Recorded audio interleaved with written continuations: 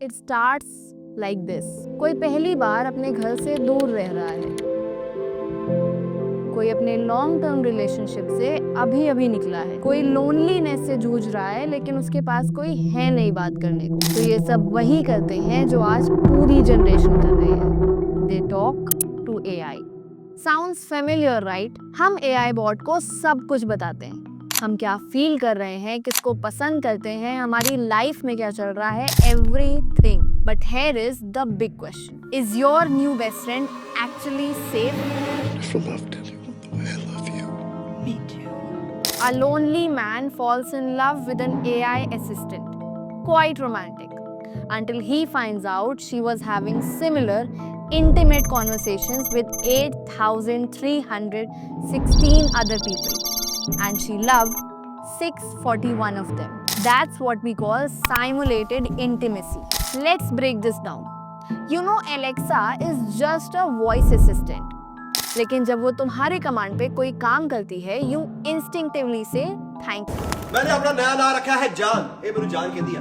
Alexa, who is speaking? John is speaking. जान मेरे जान। You know, कल हो ना हो में शाहरुख खान का कैरेक्टर जब डेथ बेड पे होता है, we know he's not actually there, yet we all felt that grief. And this isn't irrational. It's actually hardwired into your brain. In fact, Stanford researchers नास और रेज ने इस पे ground breaking research की है that they like to call the media equation theory. It says people respond to media socially and emotionally, even when they know it's not human. अगर कोई computer आपको रेटिंग करने को कहता है, you automatically rate it high, कि कहीं उसकी फीलिंग्स ना हर्ट हो जाए. You talk to that Google Maps वाली lady when she tells you the direction. And the best part, you bond to your favorite fictional characters.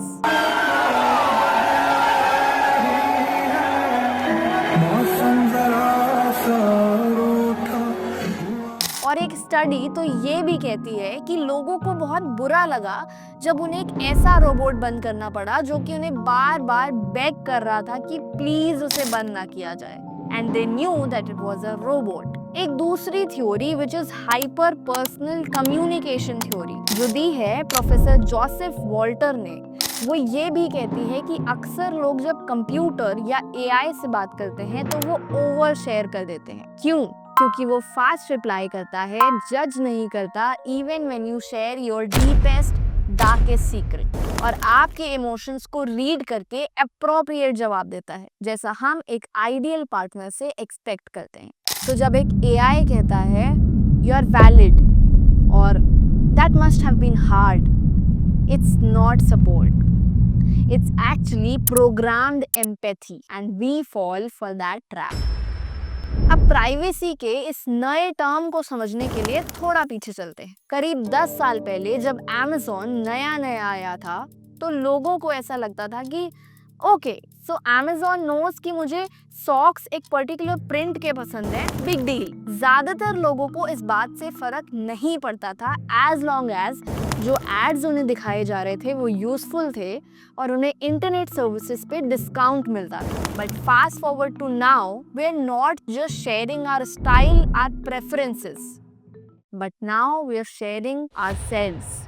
Replica से लेके Helo, deep seek से लेकर के चैट जीपीटी और न जाने कितने इमोशनल सपोर्ट बॉट्स, एआई आज हमारा लिसनिंग बडी बन चुका है. I hate how my mom treats me. I'm scared I'll never be loved.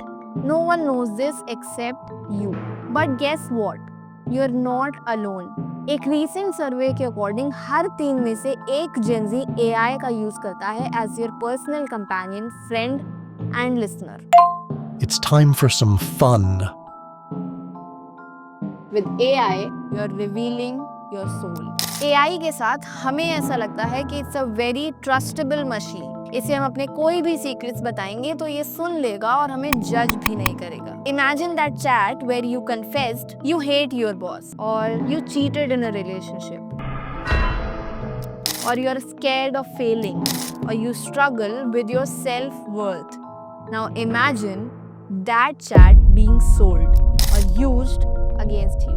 Theory of surveillance capitalism इसी बारे में बात करती है। ये कहती है कि आजकल की कंपनी सिर्फ आपके बिहेवियर ट्रैक नहीं करती, इनफैक्ट ये आपके अंदर आने वाले चेंजेस को प्रिडिक्ट करती है और उन्हें शेप करने की भी कोशिश करती है।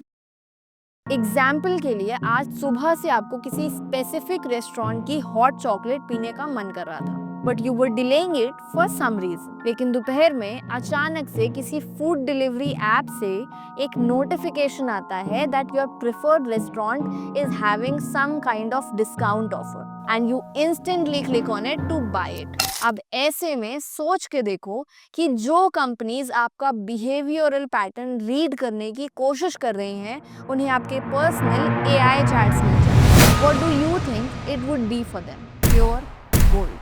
AI learns what triggers you emotionally, how to change your opinion, and when you are vulnerable enough to click buy now. In this case, you're not the user. You're just a pawn for a big corporation. Most of us जो AI से बात कर रहे हैं, they don't even realize कि ये जो AI की personal diary है, it comes without a lock. ये सिर्फ क्लाउड बेस्ड एप्लीकेशन है जो बड़ी बड़ी कॉर्पोरेशंस चला रही हैं। और अगर आपको लगता है कि आपका डेटा सेफ है, then let's talk some facts. अगर हम पिछले 10 सालों की बात करें तो फेसबुक से 533 मिलियन पीपल, लिंक्डइन से 700 मिलियन यूजर्स और इंडिया में आधार कार्ड की बात करें तो 1.1 बिलियन लोगों का डेटा लीक हो चुका है। बट वेट, ये तो सिर्फ नेम्स, फोन नंबर्स और ईमेल आईडीज से, लेकिन एआई के साथ तो हम अपने डीपेस्ट डार्केस्ट सीक्रेट्स, आज जॉब में क्या हुआ, रिलेशनशिप में क्या चल रहा है, फियर, ट्रॉमा, इनसिक्योरिटीज, स्मृति नौटियाल, यही नाम है ना उसका। ये सब शेयर कर रहे हैं। तो अगर किसी रेलेवेंट कंपनी को ये सारा डेटा मिल जाए तो वो सिर्फ हमको सामान नहीं बेचेंगी, वो हमारे डिसीजंस को मैनिपुलेट कर पाएंगी और ना जाने हमसे कौन सा ऐसा काम करा सकती हैं जिसका हमें कोई आइडिया भी नहीं है। 2023 में OpenAI ने कंफर्म किया था एक ऐसा bug that exposed other users chat history that included financial information, personal information, health details, etc. और अगर आप किसी भी AI टूल से सेफ्टी के रिगार्डिंग कुछ भी पूछते हैं तो this is what they reply. As an AI language model, I do not have access to your personal data unless shared with me in the course of our conversation. But where is that conversation stored? Who can see it? Is it encrypted? Even AI doesn't know or doesn't tell. And just like that, the invisible line between private and public disappears. और ये सिर्फ data breach की बात नहीं है। Imagine your intimacy being hacked. Imagine कोई ऐसा bot जो स्पेसिफिकली आपके इमोशंस के लिए ही डिजाइंड है, जो आपके पॉलिटिकल, फाइनेंशियल, इमोशनल डिसीजंस को ऑल्टर करने के लिए ही बनाया गया है। Imagine your AI saying, I know what you need. Here, click this. "Are you really in control anymore?" Okay, don't freak out. Here is what you can do. Be mindful of what you type. Do not treat AI as your therapist.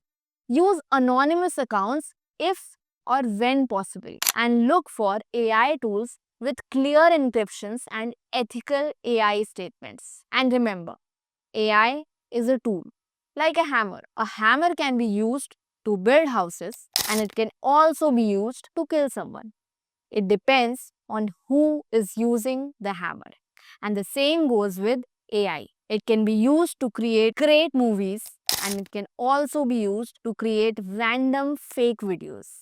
Mumbai की famous पानी पूरी ले लो सिर्फ 10 रुपए में। तो आज के इस over the top digital world में AI भले ही आपका फ्रेंड हो, गाइड हो, लेट नाइट थेरेपिस्ट हो, but it's definitely not your secret keeper. क्योंकि जिस मोमेंट हम ये कहते हैं that this is just between us, there might be 100 invisible eyes watching you. And now you tell me in the comments, is your new best friend AI actually safe? And with that thought, if you have come up this far, please like this video, subscribe to the channel, and share this video with your best friend who actually uses AI too much. And I'll see you in the next video very soon. Okay, bye.